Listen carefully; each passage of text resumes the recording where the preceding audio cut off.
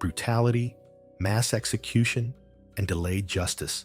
These define the horrifying legacy of the Helmbrechts subcamp of Flossenbürg. As Nazi Germany crumbled in 1945, Helmbrechts became a killing ground for hundreds of Jewish women, subjected to forced labor, starvation, and sadistic violence.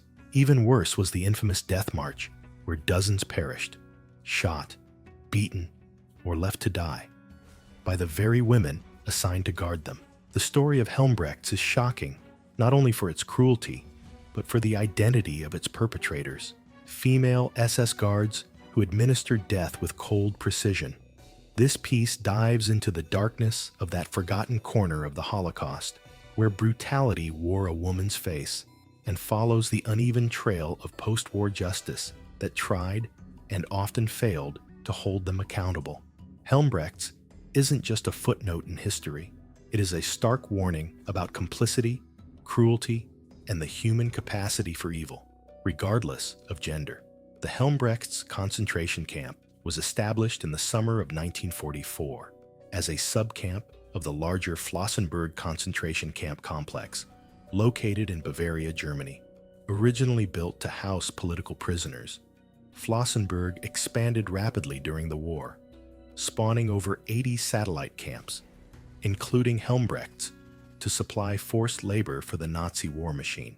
Helmbrechts was specifically designated for women, primarily Jewish prisoners, transported from other camps like Auschwitz and Ravensbrück. Conditions at Helmbrechts were brutal from the outset. Prisoners endured overcrowded wooden barracks, minimal food, rampant disease, and constant abuse from the guards. The inmates were forced to work in nearby textile factories or on construction projects under exhausting and deadly conditions. Many died from sheer physical breakdown, while others were subjected to beatings or executions.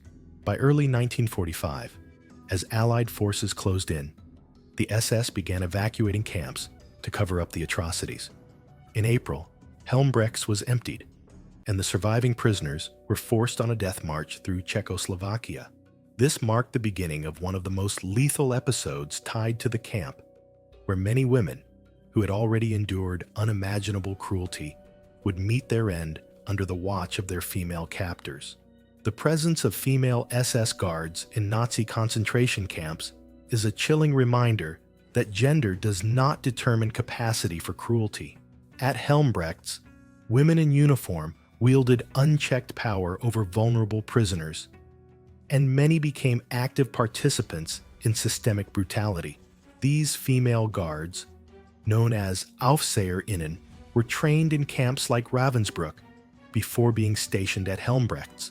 While the SS ideology framed them as mere auxiliaries, their actions often rivaled the savagery of their male counterparts.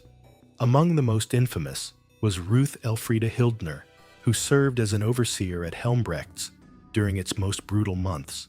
Prisoners recalled her as particularly sadistic, known for beatings that led to death, and for her role in selections for punishment or execution. She didn't just follow orders, she relished her power. After the war, Hildner was arrested, tried in Czechoslovakia, and executed in 1947, one of the rare cases where a female guard faced capital punishment. Another name tied to Helmbrechts is Ingeborg Schimming-Asmus. She allegedly participated in murders both within the camp and during the death march. Though she was indicted after the war, she disappeared into post-war Germany, evading justice for decades. Eyewitness testimonies describe women screaming in agony as they were clubbed, kicked, or shot, often by these female guards. The image of a woman in Nazi uniform dragging a starving girl into the snow to be executed upends traditional ideas of femininity and compassion. At Helmbrechts, the SS women didn't soften the horrors of the Holocaust, they sharpened them. These women were not anomalies. They were products of a system that allowed, and even encouraged, ordinary people, including women, to become perpetrators of extraordinary evil. In April 1945, as Allied forces advanced and the Nazi regime faced imminent defeat, the SS began liquidating its concentration camps in a desperate attempt to erase evidence of their crimes. Helmbrechts was no exception. Over 500 women, mostly Jewish, were forced on a death march from the camp through Czechoslovakia, ultimately toward the Valery region. What followed was a moving massacre. The march was a living nightmare. Prisoners, already skeletal from starvation and disease, were pushed to their limits.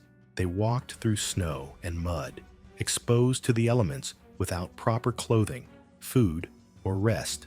Anyone who collapsed or couldn't continue was shot on the spot. Survivors later recalled that corpses were left unburied along the route, a trail of death stretching over 300 kilometers.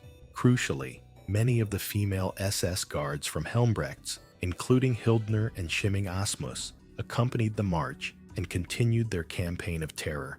Reports from survivors described guards clubbing prisoners for faltering and executing the weak. Some women, prisoners, were so dehydrated they drank from puddles. Others were beaten for begging for food. The guards, often riding in trucks or horses, barked orders, kicked the fallen, and shot anyone deemed too slow. Only a fraction of the women survived to reach the endpoint in Valery, where American troops eventually liberated the few who remained alive. When U.S. soldiers arrived, they found piles of emaciated corpses, some still lying where they had collapsed days earlier.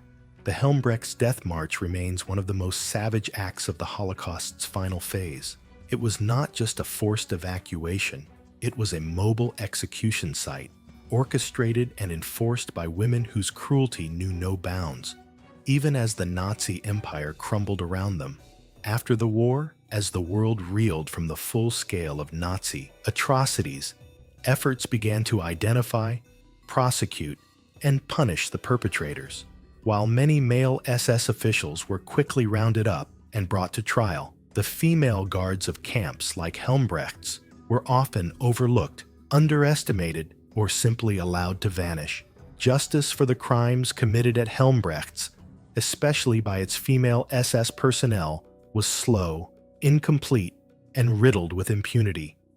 Ruth Elfriede Hildner stands out as one of the few who faced the full weight of post-war justice.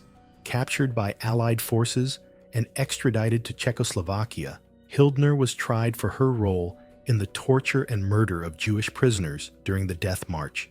In 1947, she was executed, one of only a handful of female SS guards to receive the death penalty. Other cases, however, highlight how justice often failed. Ingeborg Schimming Asmus, accused of killing multiple prisoners during both camp operations and the Death March, was never brought to trial. Despite surviving the war, she faded into anonymity in post-war Germany. Though she was formally indicted decades later, legal delays and lack of evidence allowed her to live out her life free from accountability. A broader issue was the post-war attitude toward female perpetrators. Many were seen as less culpable simply because they were women, perceived as passive followers rather than active participants. This gendered lens contributed to thousands of female guards slipping through the cracks. Of the estimated 3,700 women who served in the Nazi concentration camp system, only a small fraction were ever prosecuted. Moreover, survivors' testimonies were often disregarded or deemed unreliable in the chaos of post-war reconstruction. It wasn't until much later, through new scholarship, public awareness, and survivor accounts, that the role of female SS guards in systemic murder received the recognition it deserved. The pursuit of justice at Helmbrechts was inconsistent and, in many cases, incomplete. While a few faced the gallows, most walked away unpunished, ghosts of a genocide that left scars still felt today. Today, Helmbrechts stands not only as a symbol of Nazi cruelty, but as a crucial reminder of the overlooked role of women in the machinery of genocide. For decades, the crimes committed there, especially those involving female SS guards, remained underrepresented in Holocaust narratives. Yet memory has a way of resurfacing, and in recent years, efforts have grown to confront this dark chapter more openly. A memorial, now marks the site of the former Helmbrechts camp. Simple yet powerful, it includes a commemorative plaque and documented testimony from survivors. The nearby Flossenbürg memorial site also acknowledges the suffering endured by the Helmbrechts prisoners and the atrocities committed by their overseers. These efforts aim not only to honor the victims, but to ensure the world never forgets what happened there. The story of Helmbrechts challenges the conventional image of perpetrator and victim. It forces us to reckon with the idea that evil is not confined to one gender or face. The women of Helmbrechts were not passive bystanders. They were active agents of terror. To remember Helmbrechts is to resist the whitewashing of history. It is to acknowledge the full scope of human cruelty and the importance of vigilance in the face of denial and forgetting. The atrocities at Helmbrechts expose a lesser-known, yet equally horrifying dimension of the Holocaust, the role of women as executioners. These female guards inflicted pain, humiliation, and death, not in a frenzy of war, but as part of a structured system of oppression. Though some were punished, many escaped justice, their crimes buried beneath decades of silence and denial. Helmbrechts challenges us to look beyond stereotypes and confront the full spectrum of human cruelty. If those in positions of trust and order can become agents of terror, what are we doing today to ensure that such roles are never misused again?